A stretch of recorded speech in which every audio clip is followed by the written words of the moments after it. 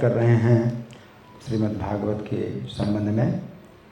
तो यहाँ पर जो देवता लोग हैं, ये जो भगवान की स्तुति कर रहे हैं, वो उनके हृदय से ही जो बातें निकल रही हैं वो बोल रहे हैं। तो सामान्यतः हम लोग ऐसे नहीं करते, हम तो रिपीट करते हैं। तो सबसे अच्छी सुरक्षा इसी में है कि हम स्तुतियाँ जो है दोहराएँ। जो पूर्ववर्ती आचार्य हुए हैं, उन्होंने जो स्तुतियाँ लिखी हैं भगवान की, उनको हम जो है दोहराते हैं।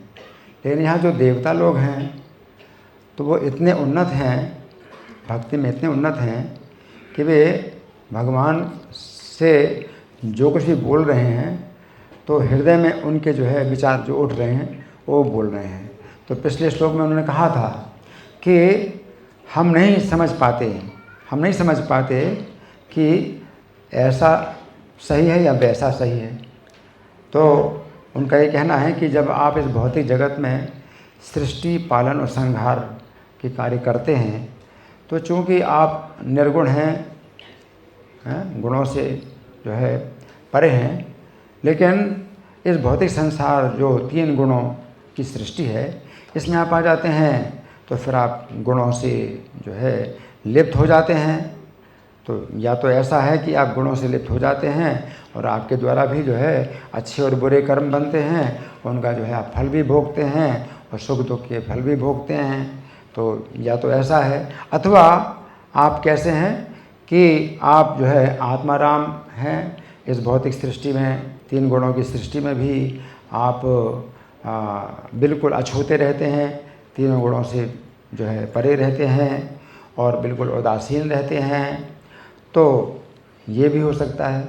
अब क्या होता है, क्या है और क्या नहीं है, ना विदामः, हम नहीं जान पाते। हम नहीं जानते कि ऐसा सही है या वैसा सही है।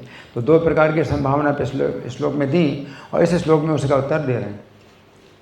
तो भगवान जो है उनके हृदय में जो है प्रश्नों का उत्तर दे रहे हैं। अब वो जो है उन्होंने अपने प्रश्न का स्वयं ही उत्तर दिया। न ही विरोध उभयम, तो इन दोनों में कोई विरोधाभास नहीं है। तो पहले तो विरोधी बातें बताएं कि आप में ये 2 विरोधी बातें हैं, तो जो है एक साथ दोनों बातें नहीं हो सकती। अगर आप जो है आत्माराम हैं, तो भौतिक सृष्टि में आप जो है 3 गुणों से बिल्कुल परे रहेंगे, उदासीन रहेंगे, न सुखी होंगे न दुखी होंगे। और या फिर जो है आप सुखी होते हैं, दुखी होते हैं, 3 गुणों में आप जो है लिप्त हो जाते हैं।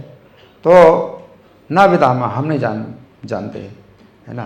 तो भगवान जो है उनको जो है उत्तर ना दे करके उनके हृदय से उत्तर दे रहे हैं। इसलिए उनके हृदय से अब जो है उत्तर मिला। तो अब इस श्लोक में वो उत्तर दे रहे हैं, उसी बात का उत्तर दे रहे हैं जो उन्होंने अपनी जो है संदेह, अपना जो शंका है वो रखी थी, तो उसका उत्तर देना, अपनी शंका का उत्तर दे रहे हैं। न ही विरोध उभयम भगवती अपरिमित गुणगण ईश्वरे। तो इसमें कोई विरोध नहीं है। आप दोनों तरह से आप हैं, दोनों प्रकार की स्थिति में आप रहते हैं, और तो भी आप में कोई विरोध नहीं होता है, क्योंकि अपरिमित गुणगण, आपके जो गुण हैं वो असीमित हैं, असीमित गुण हैं। ईश्वरी अनवगाह महात्म्य, आपका जो महात्म्य है वो अथाह है, उसकी कोई थाह नहीं है, उसकी जो है कोई सीमा नहीं है, या उसकी गहराई, आपके महिमा की जो गहराई है वो समुद्र जैसी है कि कोई थाह नहीं पा सकता, आपकी महिमा की थाह नहीं पा सकता। तो आप में जो है ये दोनों बातें जो है एक साथ घटित हो सकती हैं। तो इसे कहते हैं अचिंत्य गुण स्वरूपम गोविंदमादि पुरुषम तमहम भजामि। तो भगवान जो है इस भौतिक जगत में सुख और दुख की स्थितियों का अनुभव करते हैं, है ना। लेकिन उनका जो सच्चिदानंद जो स्वभाव है, तो वो जो है बना रहता है। उनका सच्चिदानंद जो स्वभाव है वो बना रहता है, और सुख में सुखी होते हैं, दुख में दुखी होते हैं, कभी शोक होता है तो शोक मग्न हो जाते हैं, हर्ष होता है तो हर्ष मग्न हो जाते हैं। सब स्थितियों में भगवान का जो सच्चिदानंद जो स्वभाव है वो बना रहता है। तो इसको ऐसे भी समझ सकते हैं कि भगवान जो है सुख का अनुभव करते हैं अनेक रूपों में, और वो दुख भी जो है जो उनके पास आता है तो वो भी जो है सुख ही जो है दुख के रूप में आता है। तो वास्तव में सुख ही है। भगवान जो है जो भी अनुभव करते हैं तो वो जो है तत्व से सुख है, लेकिन वो दुख के रूप में दिखाई पड़ता है। भगवान जो है शोक भी करते हैं तो वो तत्व से वो जो है सुख है, लेकिन वो शोक के रूप में आता है। जैसे कि मान ली मिठाई होती है, मिठाई है ना, तो मिठाई को जो कई रूप दिए जाते हैं। कभी घोड़ा का रूप जो होता है, घुल्ला, तो घोड़े के रूप में होता है ना, तो भी आप खाएं तो मीठा ही रहेगा। चाहे वो कुछ किसी भी चीज़ कोई भी रूप में हो, वो आप खाएं तो मीठा ही है। उसी प्रकार से भगवान जो है सुख की भी जो है अनेक प्रकार की वैरायटी का अनुभव करते हैं। तो दुख भी जो है एक सुख की ही वैरायटी है सुख में, है ना। और दूसरा प्रकार से ये भी कह सकते हैं भगवान की जो लीला है, तो भगवान इस लीला में जो है दुख की लीला करते हैं, है ना। जैसे कि आप जब ड्रामा खेलते हैं तो ड्रामा में जो हीरो होता है तो उसको कई प्रकार से जो है परेशान भी किया जाता है, और जो खलनायक होता है वो उसको कई प्रकार से जो है तंग करता है। तो लगता है कि भाई वो बहुत तंग हो रहा है ना, लेकिन वास्तव में वो खेल है, ड्रामा है। तो ड्रामा जब आप खेलते हैं तो आनंद आता है ना।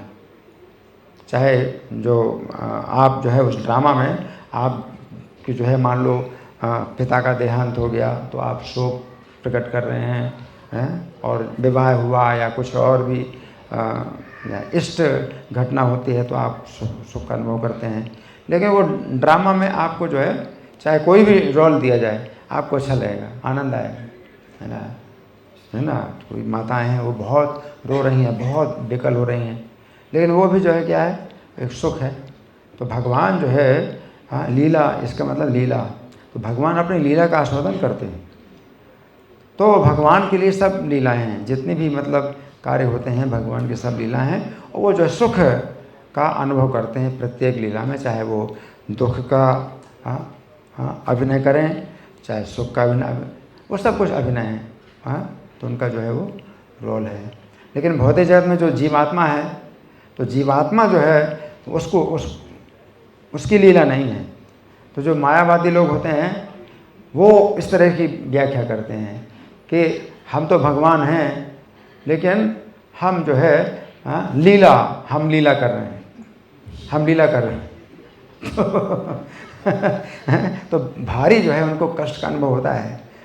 आप गर्भ में कष्ट पोते हैं, माता के घर में कष्ट भोगते हैं, है ना, ये तो हमारी लीला है ना। तो इस तरह से जो है मतलब जो मूर्ख लोग होते हैं वो भगवान बनने की कोशिश करते हैं, लेकिन भगवान ही जो है लीला करते हैं, सुख भोगने की लीला करते हैं, दुख भोगने की लीला करते हैं। तो सब ये भगवान की लीलाएं हैं। लेकिन हम जीवात्मा जो है लीला नहीं है, हमारी लीला नहीं है, हमारी तो जो है ये सीमित कष्ट है। ये जो द्वंद्व है ये हमारे लिए जो है बड़ा घातक होता है। सुख और दुख, द्वंद्वैर विमुक्ता सुख दुख संगैर गच्छन्ति मूढ़ा पदम सुंदर। तो जो मूर्खता से मुक्त हो जाते हैं तो वो इस द्वंद्व से मुक्त होते हैं। ये हमारे लिए द्वंद्व है, ये हमारी लीला नहीं है ना। और सुख दुख का जो द्वंद्व है ये बड़ा जो है अनिष्ट होता है हमारे लिए, क्योंकि हम सुखी होते हैं तो हम जो है अपना दुख भूल जाते हैं और अपने को सुखी समझते हैं कि हम सुखी हैं और हमेशा सुखी रहेंगे। और फिर जब दुख आता है तो फिर बड़ा आघात होता है, क्योंकि हम आशा ही नहीं करते कि हम दुखी हो सकते हैं, और फिर जब दुख आता है तो बहुत आघात होता है।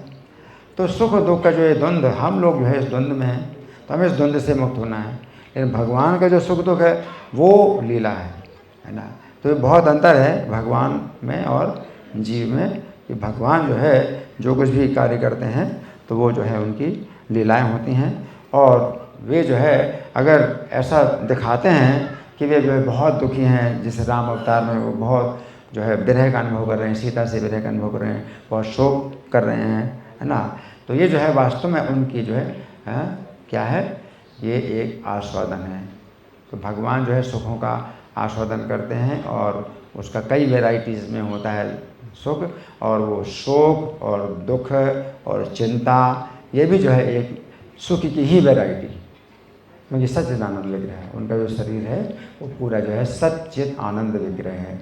तो यहाँ जो है देवता लोग स्वयं ही से उत्तर दे रहे हैं, लेकिन हम लोग ऐसा नहीं। हम लोग जब भगवान की प्रार्थना करते हैं तो शुद्ध भक्तों के द्वारा जो प्रामाणिक जो भजन है हम वही गाते हैं। हमें क्या मांगना है, शुद्ध भक्तों ने जो किया वो हमें करना चाहिए, हमें नहीं मतलब ऐसा करना चाहिए। देवता लोग जो है स्वतः अपने हृदय से, उनका हृदय एकदम खुला हुआ है भगवान के सामने, तो कुछ बातें ऐसी बोलते हैं कि हम नहीं जानते हैं कैसा, और फिर बाद में उनको समझ आता है तो वो स्वयं ही अपनी बात का उत्तर दे रहे हैं। तो ये देवताओं की स्तुति इस प्रकार की है। धन्यवाद। तो अभी आप लोग जो है करते रहिए। आप, मैं तो जाऊंगा लेकिन आप लोग अभी अपने प्रश्न पर चला।